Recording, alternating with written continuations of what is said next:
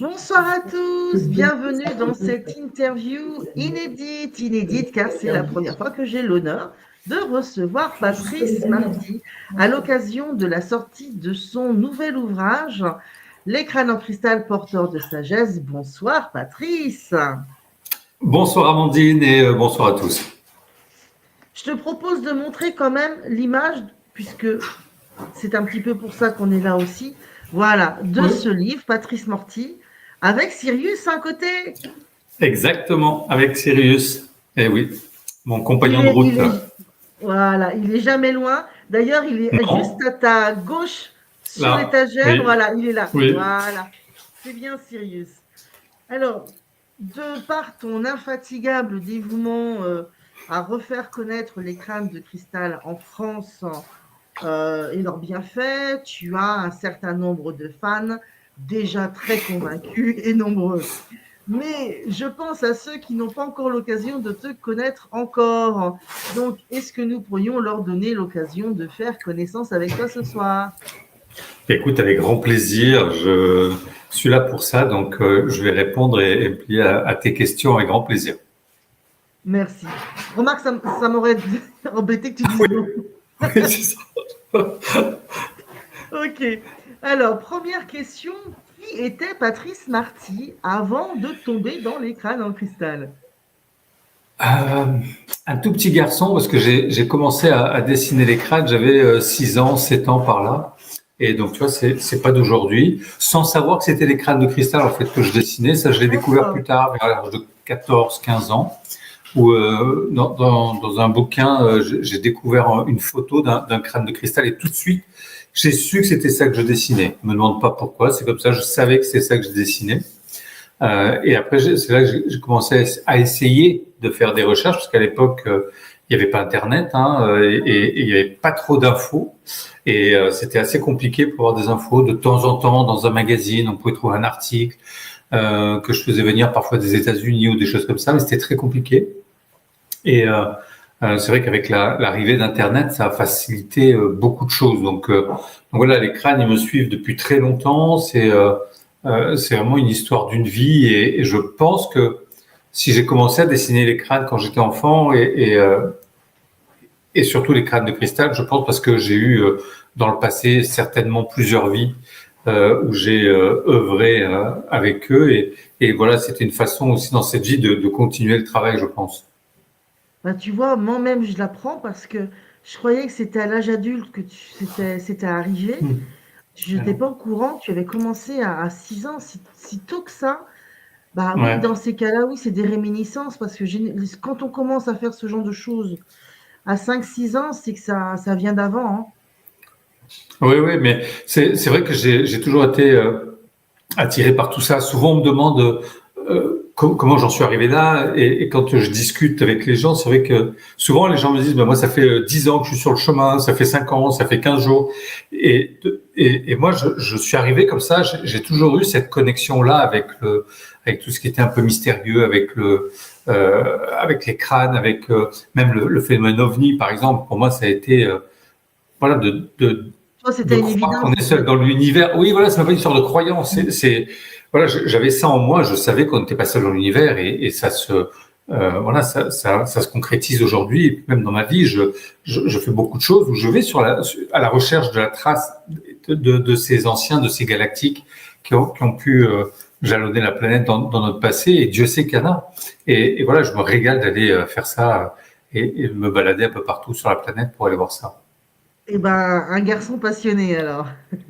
Oui, ben c'est ça qui fait avancer. Enfin, moi, c'est ça qui me motive, c'est ça qui me donne envie de continuer et de partager aussi, oui. Alors, deuxième question, du coup, parce que moi, je croyais que c'était à l'âge adulte, Ouais. parce que ça s'est plus concrétisé, on va dire, une fois que tu as été adulte, où tu as vraiment été au niveau des crânes, où tu as vraiment eu un crâne en cristal entre les mains, mais par expérience, parce que du coup, on est un peu concernés tous les deux, par expérience, j'ai constaté qu'il y a une espèce d'appel, c'est-à-dire que c'est même pas toi qui choisis, c'est qu'il y a un moment, il faut y aller, et c'est maintenant, et c'est ce crâne-là, et c'est ces circonstances-là, et en fait, c'est presque à l'insu de ton plein gré, bon voilà, c'est bon, on y va. Cette espèce d'appel, pour toi, ça s'est passé comment? J'ai toujours fait des recherches sur les crânes. Dès que je pouvais lire un truc, j'essayais. Enfin, encore une fois, c'était compliqué.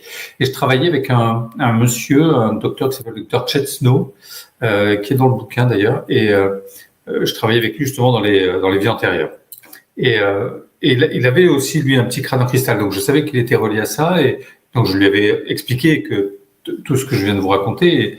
Et c'est vrai que j'avais un lien un peu particulier. J'ai fait des régressions avec lui aussi pour essayer de comprendre ce qui s'était passé dans les vies antérieures avec les crânes.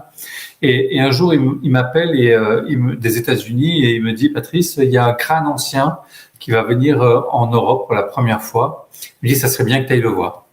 Et donc j'ai sauté dans un avion. Et c'était en Hollande et on a été comme ça voir Max, qui était un des crânes qui pour moi fait partie de la légende des 13 crânes de cristal. Et voilà, quand c'était vraiment au fin fond de la Hollande, c'était un peu compliqué pour y accéder, mais quand j'ai été devant Max, j'ai mis les mains sur lui et j'ai commencé à sentir des petits picotements dans les mains comme ça. Et puis il y a eu plein d'images. J'avais mis mon troisième œil sur le sien et j'ai eu plein d'images qui sont revenues, des choses que je connaissais pas vraiment. Et après avoir fait des recherches, etc., c'était les Mayas.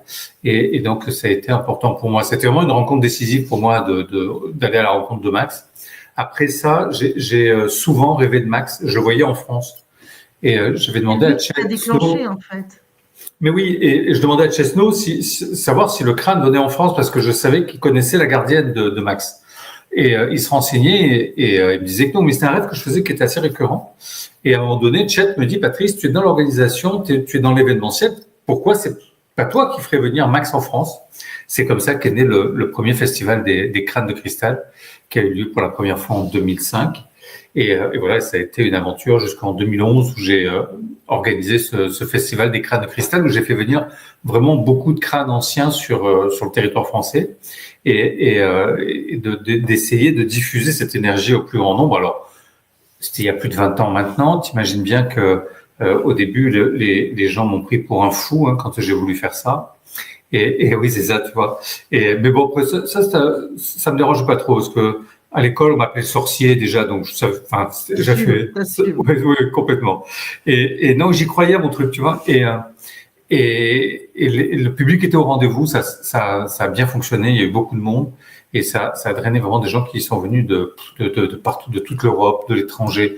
Enfin, ça a été vraiment incroyable, des moments, puis même des moments de connexion, de joie, de partage, d'amour. C'était des événements vraiment magique. J'aimerais bien en refaire un d'ailleurs. Ça me trotte un peu. J'allais te taquiner là-dessus parce que je commence à me rendre compte de mon côté des réactions des personnes et je souris parce que c'est exactement ce que je constate. Quand en salon, tu leur permets aux gens de mettre leurs mains, ils se prennent une vague d'amour, ils se prennent une vague d'information et d'énergie.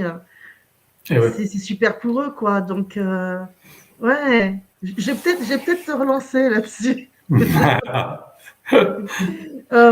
Et sinon, du coup, Sirius, si tu me permets l'expression, n'a pas été ton premier. Non. Comment il est arrivé dans ta vie, Sirius? Alors, Sirius, c'est un crâne que je ne devais pas avoir normalement. C'est un ami qui est grossiste en minéraux et un jour que j'embrasse, Norbert, et un jour il m'appelle, il me dit Patrice, j'ai reçu 3 crânes là du Brésil, est-ce que tu peux venir les voir? Alors c'était en 2004, donc c'était pas d'aujourd'hui. Et les crânes, encore une fois, personne n'en parlait à cette époque-là. Donc, je dis, écoute, je viens demain. Il me dit, tu en veux un? Je dis, non, c'est bon, j'en ai déjà des crânes, c'est pas la peine. Et c'est pas une collection. Et donc, je viendrai jeter un coup d'œil demain. Et pendant la nuit, je rêve du crâne. Il me dit, je m'appelle Sirius, à demain. Donc voilà, quand je commence à avoir des contacts comme ça, c'est compliqué. Ouais. Donc le matin, je raconte mon rêve à mon épouse. C'est compliqué de dire non. Hein. C'est ça, voilà. Bon, elle a bien compris, ma femme, en me disant, bon, ok, j'ai compris. On va avoir un nouveau à la maison. Mais quand j'y étais, je savais pas qu'il serait aussi gros. Et donc, quand je vais voir Norbert le lendemain, il me dit, les crânes, je les ai mis dans une pièce, va les voir là-bas. Donc je vais les voir et Et effectivement, il y a ces 3 crânes. Alors, j'étais très surpris par leur taille parce que moi, jusqu'à maintenant, j'avais des crânes un peu plus petits. Lui, il est de taille humaine, donc c'est vraiment un gros morceau. Et voilà. Donc, j'ai essayé de savoir qui était Sirius et c'est lui qui a levé la main. C'est comme ça qu'il est arrivé dans ma vie. Je savais pas pourquoi et Sirius non plus. Donc j'avais vaguement entendu parler de Sirius, bien évidemment, mais j'avais pas fait de recherche encore là-dessus bien approfondie. Et je dis à Norbert, mais je vais te prendre celui-là. Mais il me dit, mais je croyais que t'en voulais pas. Alors je raconte mon rêve, tout ça. Et je dis, mais tu me le vends combien? Il me dit, je sais pas, je les ai pas achetés. En fait, il a reçu ces 3 crânes dans son container qu'il faisait venir du Brésil sans avoir commandé ces crânes. C'est pour ça qu'il était lui aussi surpris d'avoir ces crânes puisque il les avait pas commandés. Et donc, il me dit, je sais pas, je les ai pas achetés. Donc, il me dit, je sais pas combien ils valent. Donc, il l'a pris, il l'a posé sur une balance. Il faisait 8 kg 100. Il me l'a vendu au poids parce qu'il savait pas combien coûtait réellement le crâne. C'est un vrai cadeau parce que je l'ai pas payé cher du coup et voilà, c'est la magie de l'univers qui fait qu'il y a des choses comme ça qui se proposent. Et c'est pour ça que, comme tu le disais, je pense que c'est les crânes qui nous choisissent et pas l'inverse. Je pense pas que ce soit nous qui... Enfin, moi, je me suis jamais levé un matin en me disant, tiens, je vais aller acheter un crâne. C'est toujours les crânes qui sont venus à moi, sont toujours présentés et ça s'est toujours fait, même parfois où les gardiens avaient peut-être des réticences à lâcher le crâne, mais quand ça doit se faire, ça se fait. Ils finissent toujours par aller là où ils doivent aller. Il y en a un que j'avais acheté chez Norbert, qui ne s'est jamais signalé à moi, qui m'a jamais donné son nom. Ça a duré au moins 6 ou 8 mois, la blague. Ouais. Et puis un jour en consultation, il se pointe, il me coupe la consultation, il me dit « Je suis pour elle, tu lui donnes. »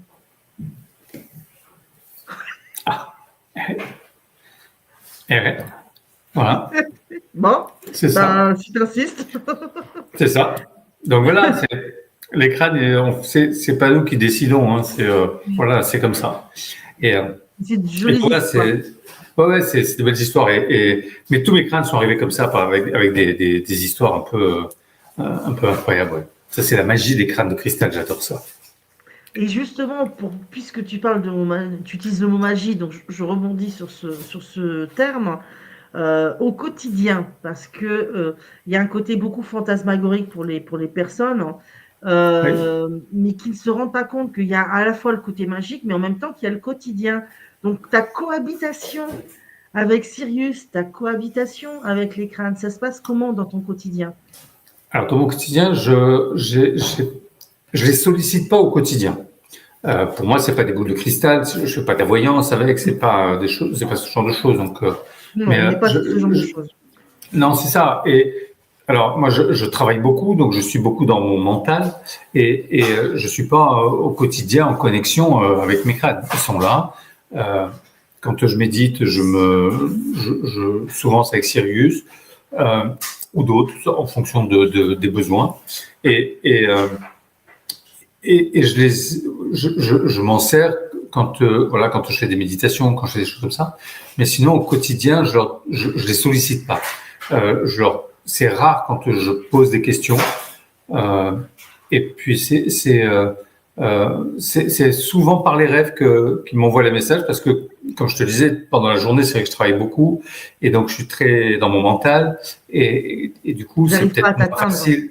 Ouais, c'est peut-être moins facile de m'atteindre. Donc, ils en profitent quand j'ai des messages, c'est souvent par les rêves, alors que d'habitude, je me souviens pas trop de mes rêves. Donc, quand j'ai des rêves comme ça récurrents, en plus, je fais attention à ces messages et à ces synchronicités aussi qui peuvent se produire. Ça aussi, ça marche bien. Et voilà, ça c'est ma façon à moi d'être avec eux. Et après, Sirius, il est avec moi souvent quand je voyage. Lui, par contre, je l'emmène partout dans les voyages. Et c'est pour ça que je te disais tout à l'heure, c'est un compagnon de route, mais un vrai compagnon de route. Je le porte sur mes épaules comme ça, et il vient avec moi partout sur tous les voyages que j'organise. Je confirme. J'ai vu le sac à dos, Ok, en fait, j'ai l'impression, alors là, c'est juste mon impression à moi, mais il y a quand même vachement de pudeur entre vous. Parce qu'ils ils sont vachement respectueux de ton emploi du temps. Ils attendent la nuit. Enfin, j'ai l'impression qu'il y a beaucoup de pudeur entre vous. Je peux t'assurer que le premier que j'ai eu, Ernest, très taquin, aimant beaucoup les blagues en dessous de la ceinture, il les a toutes faites. Hein. À chaque fois qu'il y a une petite brune toute mince, il en profite, il drague. Hein. Ah oui. Ah oui. Donc, ils n'ont pas toujours la même. On a des personnalités très différentes et dans ta relation avec tes crânes, j'ai vraiment une impression de grand respect et de pudeur c'est attendrissant, dis donc. Ouais, c'est vrai qu'ils sont assez bienveillants avec moi. Après, Sirius, par contre, il est très dur. Il va aller taper là où ça fait mal. Il n'est pas toujours bienveillant. Quand je lui pose des questions, il me dit ça te regarde pas, ou alors il me dit c'est pas le moment. Ça, c'est deux grandes phrases. Ça je connais, c'est pas le moment. Ouais, ça je connais. C'est pas le moment, ou alors ça te regarde pas. Ça m'énerve. Et alors après, je lui faisais du chantage. Si tu me dis rien, je t'emmène plus, tu vois. Et il est mort de rire. Et parce qu'il sait bien que non. Voilà. Après, les enfants aussi, ils ont un comportement qui est particulier avec les crânes. Je sais que Sirius, avec les enfants, ça matche bien. Les enfants adorent, apparemment, ils rigolent, enfin, ils font des trucs. Et c'est vrai que il n'a pas le même comportement avec avec différentes personnes. C'est assez particulier. C'est comme nous, entre êtres humains, on a des affinités ou on n'a pas d'affinité. Mais pour en revenir au livre, alors j'en profite pour remontrer la photo, je fais exprès. Hein. On remet un petit peu la photo. Voilà, donc les crânes de cristal porteurs de sagesse, c'est comme le port-salut, c'est marqué dessus. Youps. Oui. Et je rebondis sur le mot sagesse parce que j'entends bien ton intérêt pour toutes les civilisations anciennes où il y avait cette appréciation de la sagesse qui n'était pas du tout la même que l'utilisation et la compréhension qu'on en a de nos jours.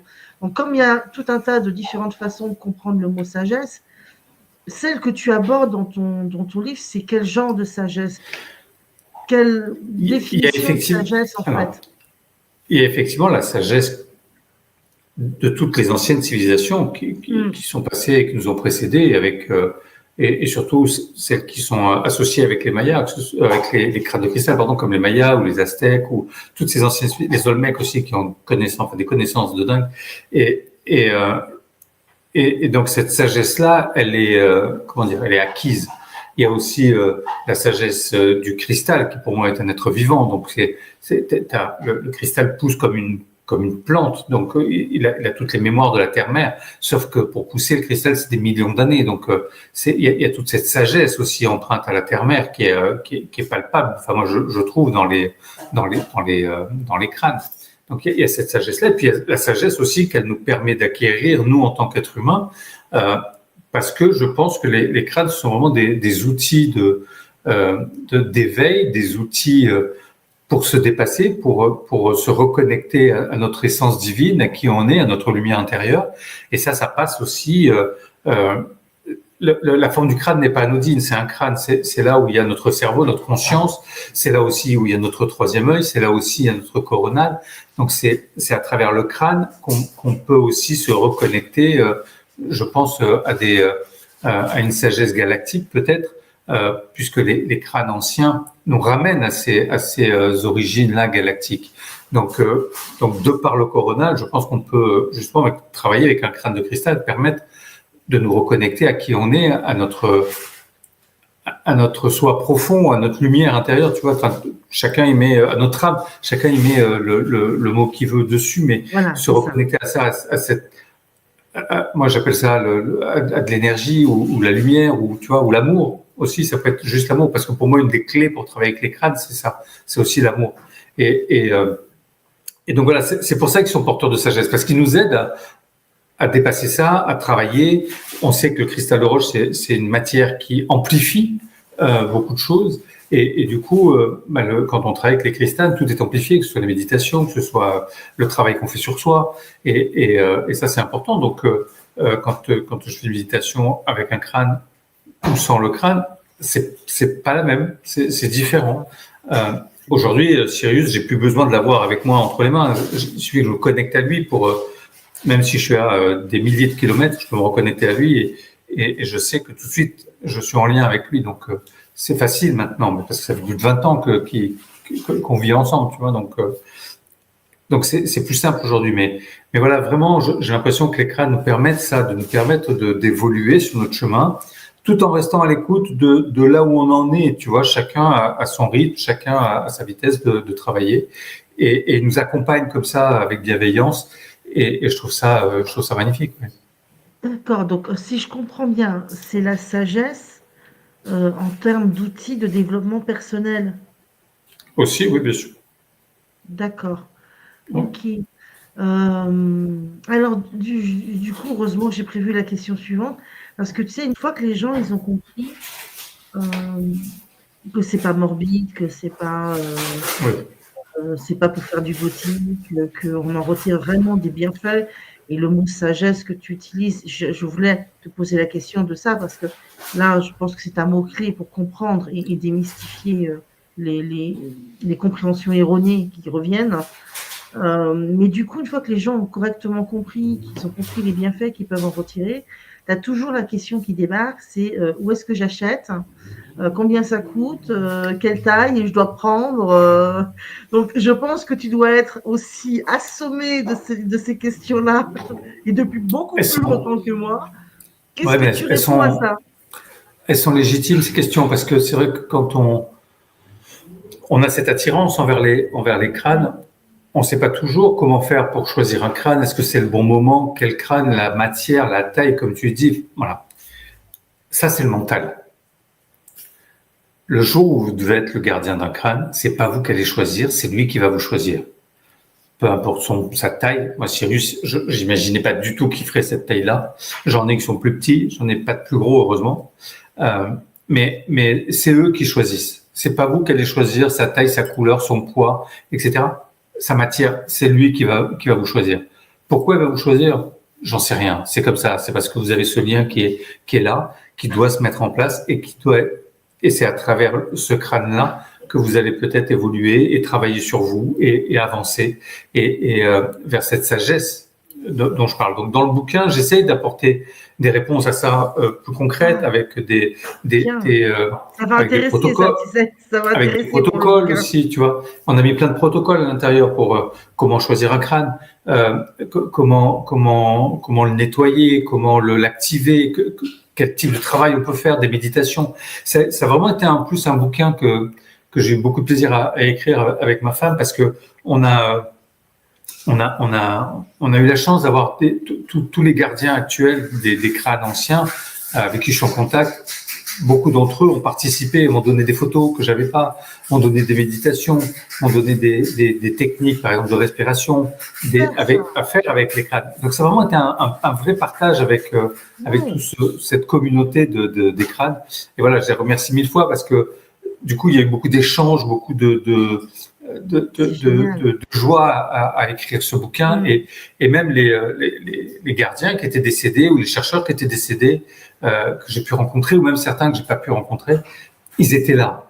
Tu vois, on se sentait vraiment porté pendant toute la phase de l'écriture par ces gardiens qui étaient là, et c'était super agréable ce moment-là, parce que parfois c'était très joyeux, et on les ressentait vraiment nous soutenir dans ce projet.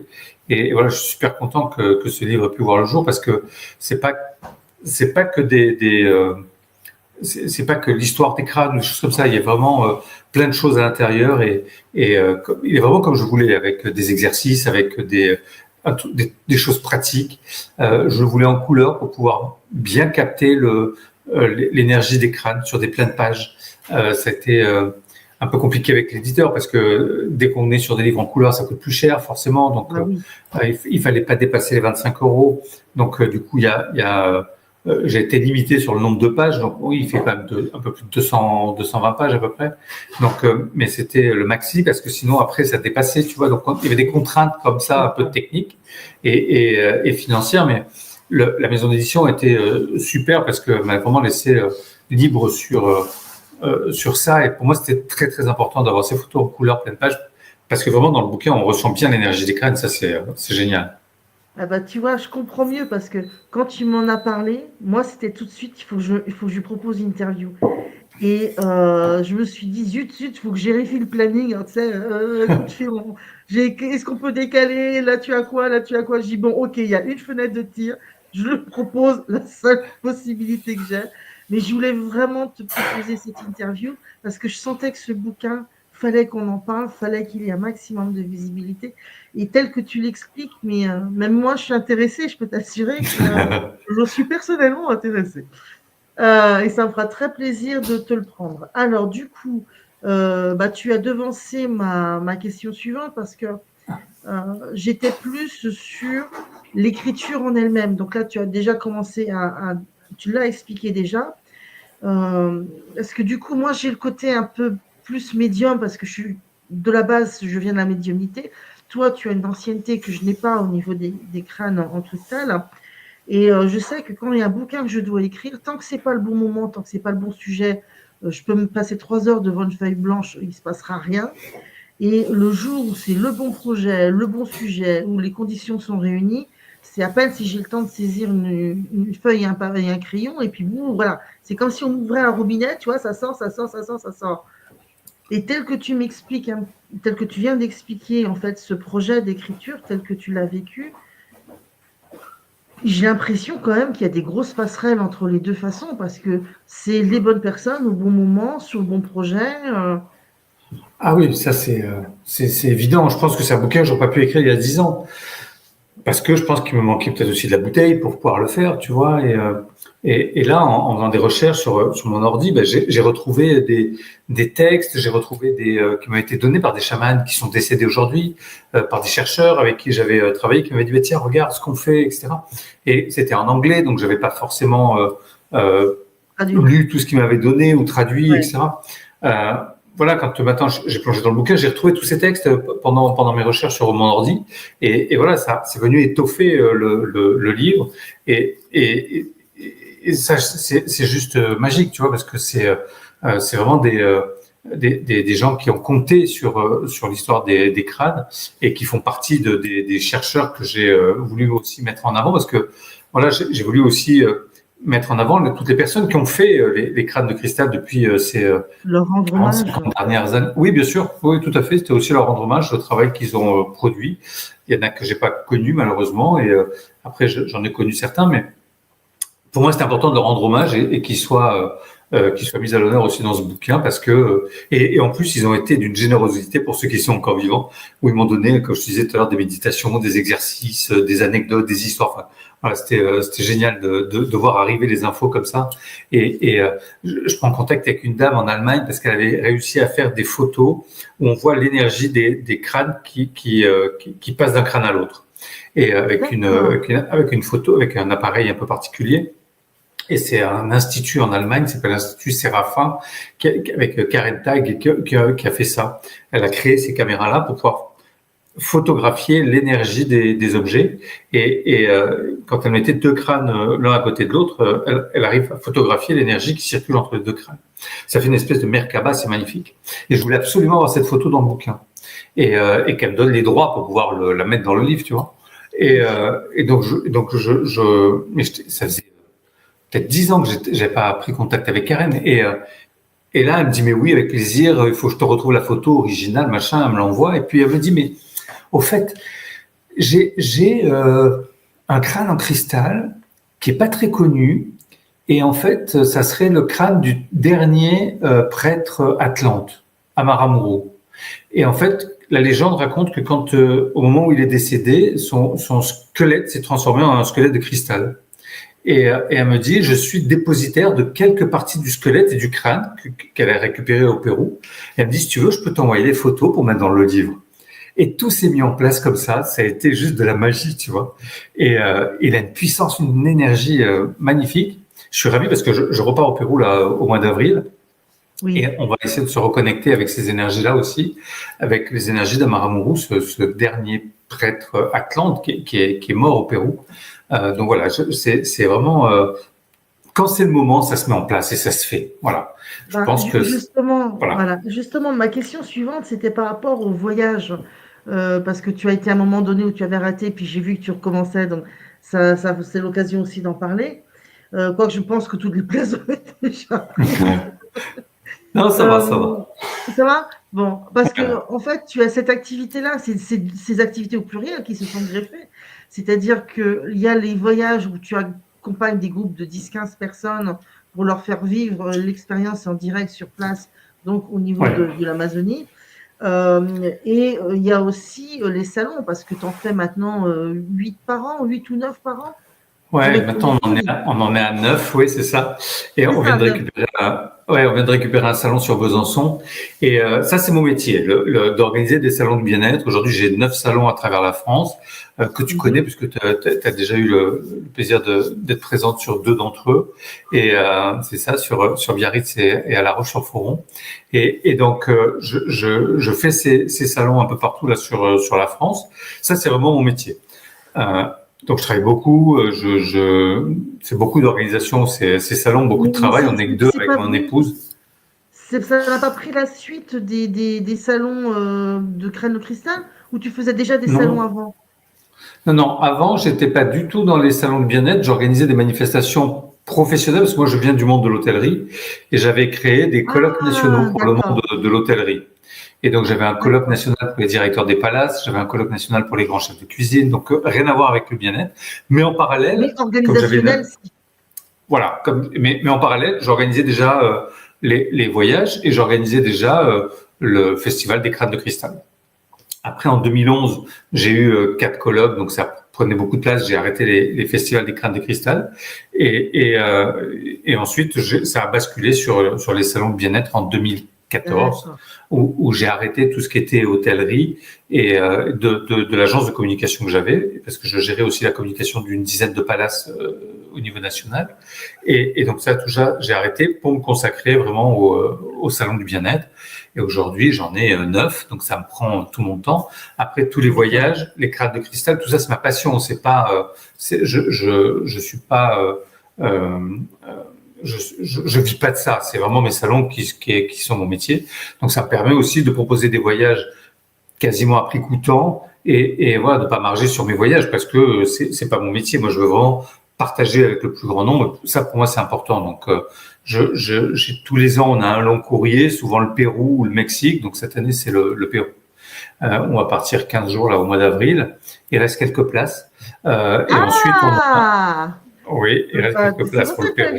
Je voulais te taquiner là-dessus. En plus, le Pérou, je pense, normalement, ça devrait être mon dernier voyage là-bas parce que ça fait plusieurs fois que j'y vais et puis il y a d'autres endroits que j'ai envie de découvrir dans le monde. Donc ceux parmi vous qui veulent aller au Pérou, c'est son dernier. Allez-y, on vous a mis les liens. Voilà. Et puis sur le Pérou, on va vivre des choses magiques. Bien évidemment, on va sur tous les sites incontournables, on va dire, du Pérou, mais comme le Machu Picchu et tant d'autres. Mais surtout, ce que j'aime, c'est aussi ramener des choses qu'on ne verrait pas avec d'autres voyages, d'autres voyageurs et d'autres voyagistes, pardon. Et voilà, là par exemple, on va avoir une journée avec Thierry Jamin, qui est un monsieur incroyable, qui travaille sur les momies extraterrestres, on va dire, de Nazca, qui sont des petites momies. Et donc, j'ai la chance on va aller voir ces momies. On va y aller grâce à lui, on va pouvoir aller voir ces momies. Et voilà, on va aller à Nazca aussi, survoler les pistes et les dessins de Nazca. Enfin, il y a tout un circuit incroyable. Tous les ans, j'organise aussi un voyage pour aller en Bosnie. Là, c'est sur la plus grande pyramide du monde. Où on va là-bas et c'est juste magique aussi. Il y a des tunnels avec des mégalithes, enfin, il y a des champs de guérison. Ce ne sont que des tas de cailloux, hein. Oui, c'est ça. Mais ça, c'est la plus grande pyramide du monde quand même. Ah, c'est ça. Elle n'est même pas en pierre, celle de Bosnie. Elle est faite en béton. C'est des blocs de béton qui ont été coulés et avec un béton qui est nettement supérieur à ce qu'on sait faire aujourd'hui. Donc voilà. Et puis j'ai tous les ans un voyage pour aller nager avec les dauphins aussi. Et ça, c'est juste des purs moments de joie, d'amour, d'être avec eux dans l'eau. Voilà, j'adore ça. Et c'est des dauphins en totale liberté, hein, avec qui je vais nager. Mais ils viennent quasiment tous les jours nager avec nous et c'est des moments de joie, indescriptibles. Ouais, vraiment. Alors, j'en profite justement pour préciser que si vous nous regardez depuis Facebook ou depuis YouTube, vous avez directement dans la description et le lien sur lequel Patrice Marty et son épouse centralisent tout, donc la boutique, les explications, l'historique, etc. Et vous avez aussi le site des salons, parce que les salons, c'est un gros morceau à part entière, et donc vous avez toutes les explications les détails de date, de lieu, d'inscription. Voilà, tout est très professionnel, très détaillé. Donc, vous avez les 2 liens qui sont, si vous nous regardez depuis Facebook et YouTube, c'est déjà dans la description. Évidemment, sur les autres réseaux, je rajouterai les liens une fois que nous aurons terminé cette interview. Et justement, donc, nous arrivons au terme de cette interview. Est-ce qu'il y a autre chose que tu souhaiterais ajouter ou compléter? Je te laisse la parole. Ces crânes, c'est vrai que pour moi, ils sont importants parce que j'ai l'impression que ils sont vraiment une aide pour passer la période dans laquelle on est aujourd'hui. Une aide et un support. Comme le cristal, tout à l'heure, je disais, amplifie beaucoup de choses. Donc, c'est important d'être en accord avec ça. C'est pas anodin d'être le gardien d'un crâne de cristal. Ça influe sur l'énergie, notre propre énergie. Ça modifie des choses, ça amplifie des choses. Donc voilà, il faut, quand on travaille avec un crâne, c'est surtout, souvent je dis, il faut couper le mental et se connecter au chakra du cœur. C'est le travail d'une vie, hein. Je sais, c'est facile à dire comme ça, mais à faire, c'est pas toujours simple à mettre en pratique, mais à force d'exercice, à force de le faire, moi, j'arrive à pouvoir me déconnecter du mental pour pouvoir vraiment focaliser sur ça. Et ça, c'est important parce que on en a besoin dans la période dans laquelle on vit, qui est trouble, qui est pas simple. Il y a beaucoup d'attaques de partout et je suis assez optimiste parce que les crânes, ils travaillent. Tout à l'heure, je disais que on voyait l'énergie sur la photo d'un crâne à l'autre et on pense qu'à partir du moment où un crâne est en contact avec un autre, il reste toujours en contact après les uns avec les autres. Donc ça fait comme une espèce de grille autour de la terre cristalline comme ça avec l'amour et la joie des crânes de cristal. Donc voilà, je suis optimiste parce que je me dis qu'eux aussi vont aider à cette évolution, à ces passages et à avancer comme ça parce que on est dans une période qui est pas facile.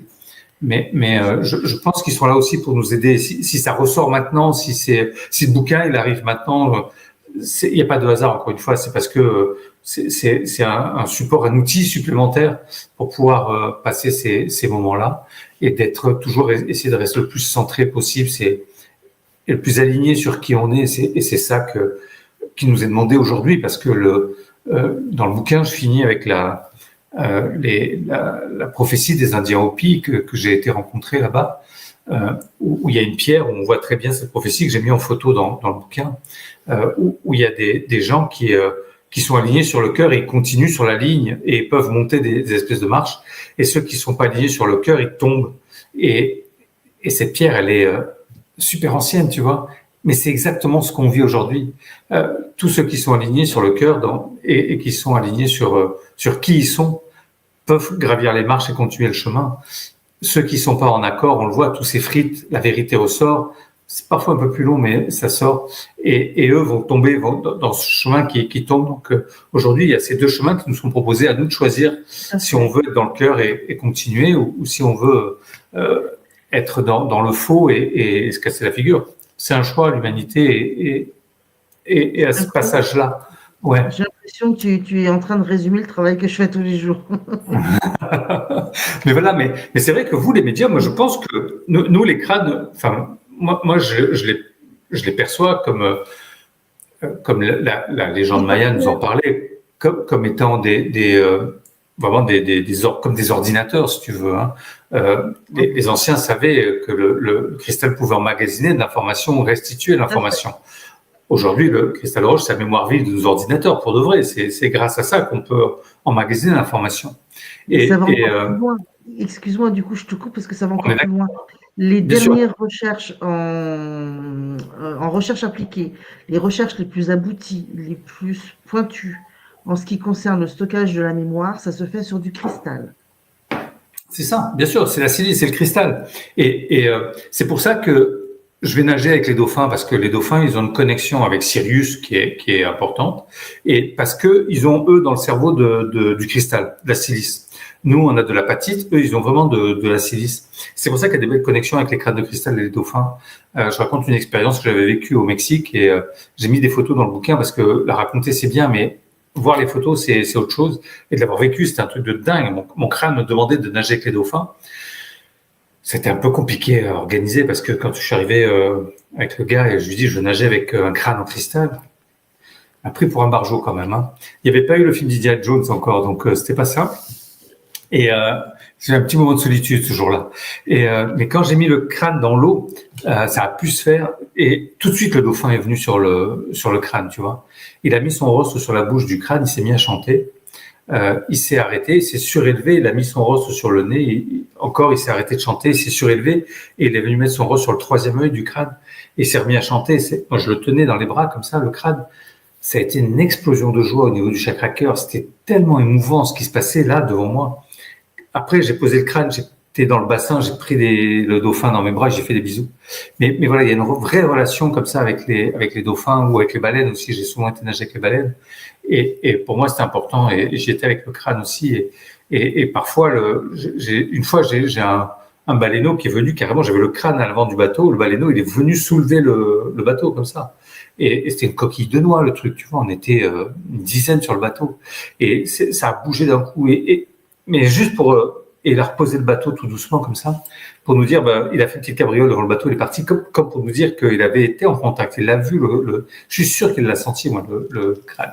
Donc voilà, il se passe des choses de dingue. Ouais, c'est magnifique. Mais oui, des choses magnifiques. Et c'est ça que je voulais dire tout à l'heure. Je pense que nous, aujourd'hui, les crânes, moi, je les vois comme des ordinateurs, comme des hologrammes holographiques ou des choses comme ça. On ne sait pas encore totalement lire ce qu'il y a à l'intérieur. Et c'est peut-être vous, les médiums, qui pouvez capter des choses que nous, on n'arrive pas encore à choper, tu vois. Et c'est important le travail que vous faites aussi à ce niveau-là. Parce que vous êtes à même à avoir des informations d'extraire. Et c'est pour ça que c'est important je pense, d'être aussi en contact avec ces crânes anciens. C'est pour ça que j'aimerais refaire un festival des crânes de cristal pour pouvoir ramener encore l'énergie de ces crânes anciens en France.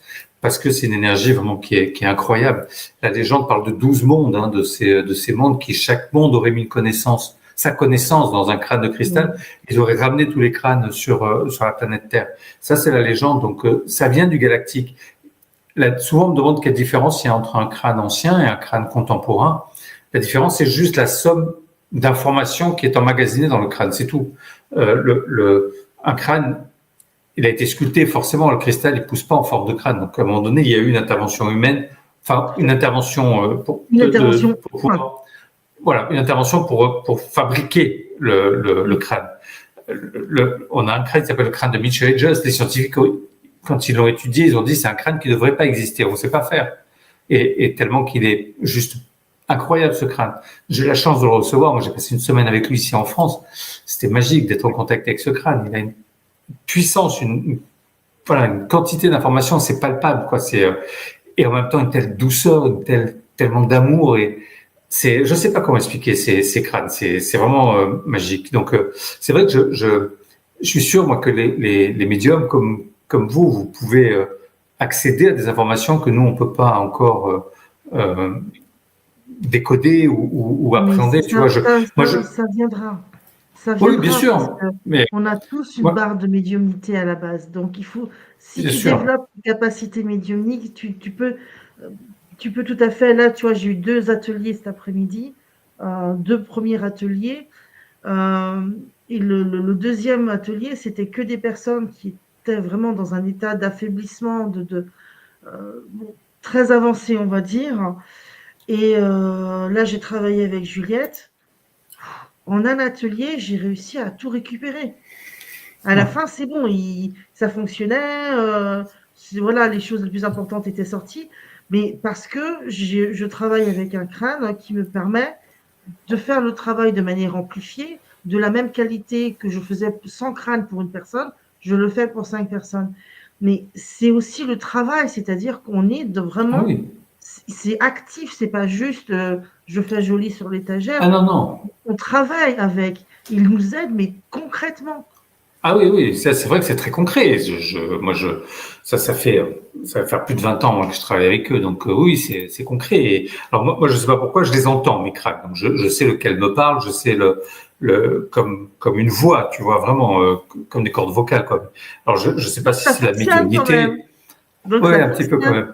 Ah ouais. Non, mais j'ai pas de souci avec ça. Et puis je suis en contact souvent avec Sirius et par télépathie. Je sais pas si c'est la télépathie, si c'est la médiumnité, si c'est de la canalisation.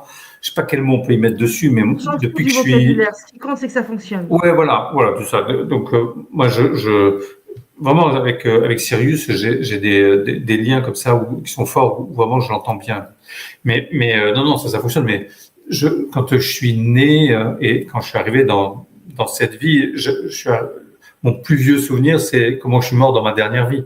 Donc je suis arrivé déjà avec des bagages où j'avais des souvenirs de ma dernière vie, où j'ai vite récupéré des mémoires aussi de vie passée, où quand j'étais enfant, si je fixais quelqu'un, je voyais son visage changer et Donc, plein de choses tu qui as tout ce bougeaient. qu'il faut.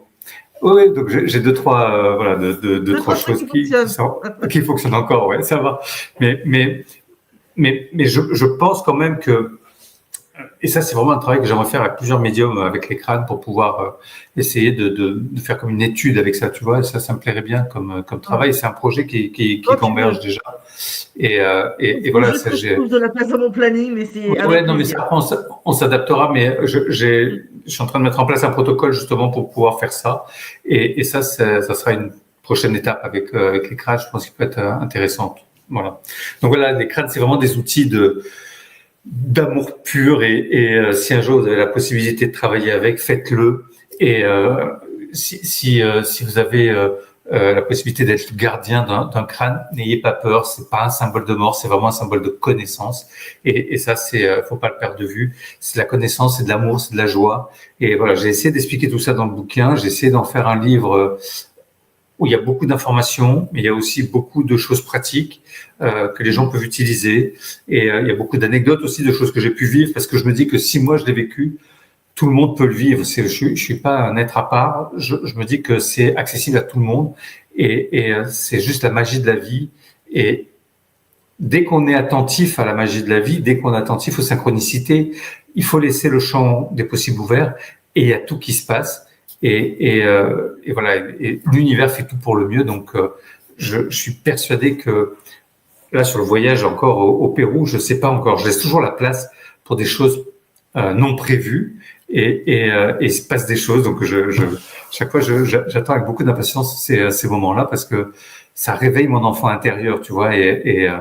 Même quand je parle des crânes, voilà, c'est plutôt mon enfant intérieur qui est là, plutôt que Patrice, l'adulte.